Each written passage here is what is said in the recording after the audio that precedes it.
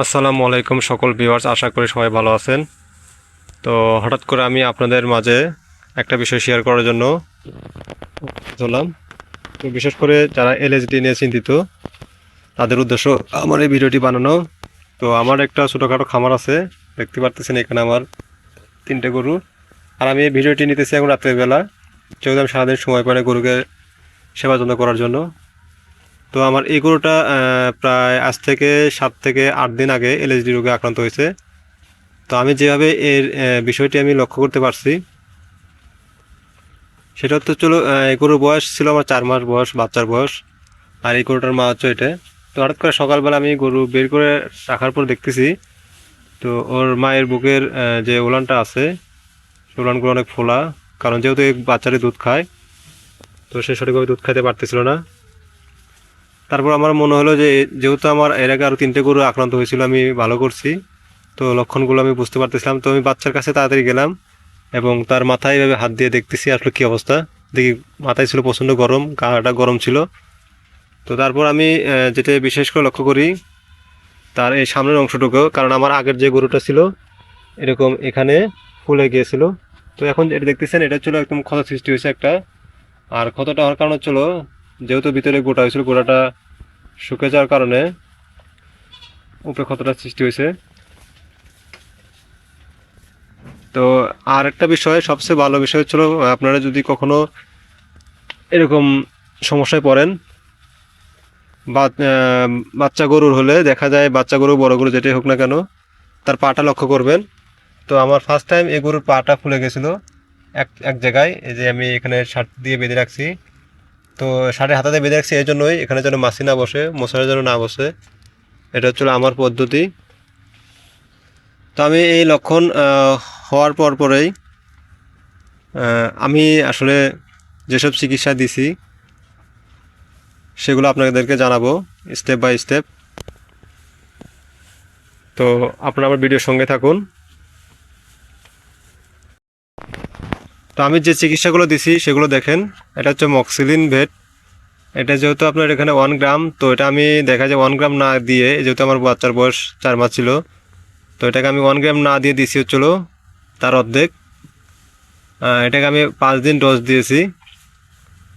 তো বুঝতে পারতেছেন এটা একটি অ্যান্টিবায়োটিক।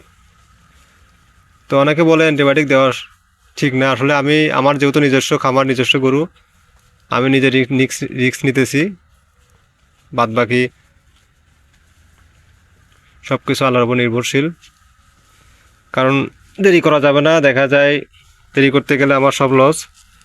তারপর একটা দিছি হচ্ছিল এই ফেনাডিল। এটা হচ্ছিল 2 মিলি করে, এটা 10 ml আছে। তো যেহেতু 4 মাস বয়স, সে অনুযায়ী আমি 2 মিলি করে দিছি এটা দিনে একবার। আচ্ছা, মাংসে ফেনাডিল। তো আপনারা ওষুধটা দেখলে চিনতে পারবেন। তারপর হচ্ছিল আরেকটা ওষুধ আমি ব্যবহার করছি।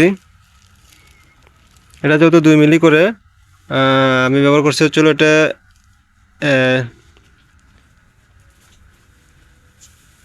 তারপর হচ্ছিল আরেকটা হচ্ছিল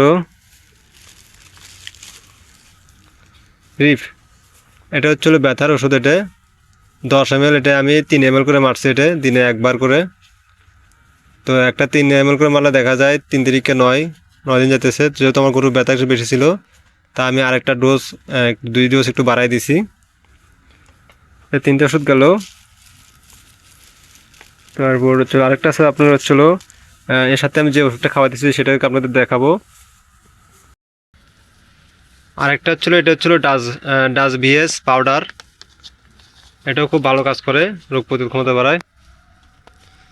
তো এটা আমি 1 প্যাকেটকে আমি দিনে 2বার করে খাওয়াইছি। সরি, 1 প্যাকেট আমি 2 দিন খাওয়াইছি, দিনে 2বার করে। তো এটা যেহেতু 20 গ্রাম, তো আমি 4 ভাগ করছি এটা, তার মানে 5 গ্রাম করে, 5 5 10, দিনে 2 দিন, একদিন 2বার, পরের দিন 2বার। এটা হচ্ছিলো একটা হচ্ছে 2 দিন। আর এটা হচ্ছিলো জিঙ্ক কেয়ার।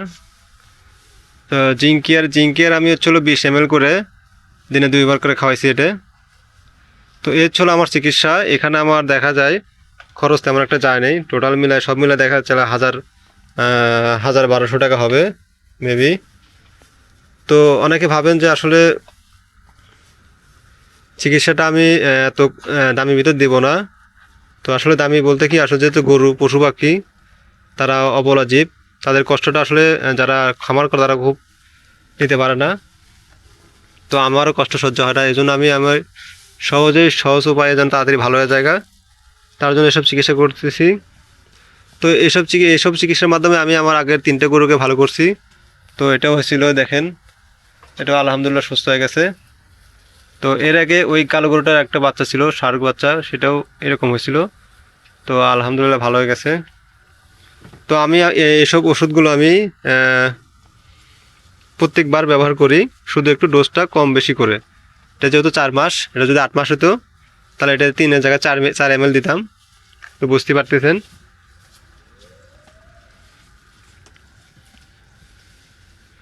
তো সকলে ভালো থাকবেন, আমার গরুর জন্য দোয়া করবেন। আর আমি এখন গরুকে যে ওষুধটা দিতেছি এটা আপনাদেরকে দেখাবো পরে নেক্সট টাইম ভিডিওতে আরও। তো এটা যেহেতু দেখা যায় তার ঘা হয়েছে, ঘা শুকানোর জন্য আমি মানুষের কিছু ওষুধ ব্যবহার করি, মানে যেগুলো মানুষ ব্যবহার করে কাটা ছিঁড়ায়, যেমন ডার্মাসিম আছে, আমি ডার্মাসিমও ব্যবহার করি মাঝে মধ্যে।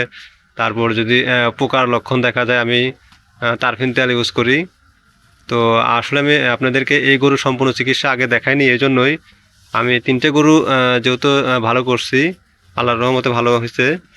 তো এই জন্য আপনাদেরকে আজকে আমি ভিডিওটি করতেছি, এই জন্য যেন আপনাদের উপকার হয়। যারা এই মুহূর্তে আমার ভিডিও দেখতেছেন তারা অবশ্যই একটা লাইক করবেন, কমেন্ট করবেন যদি জানার কিছু থাকে। সকলকে ধন্যবাদ। আজকের মতো এই পর্যন্ত শেষ। আসসালামু আলাইকুম, আল্লাহ হাফেজ।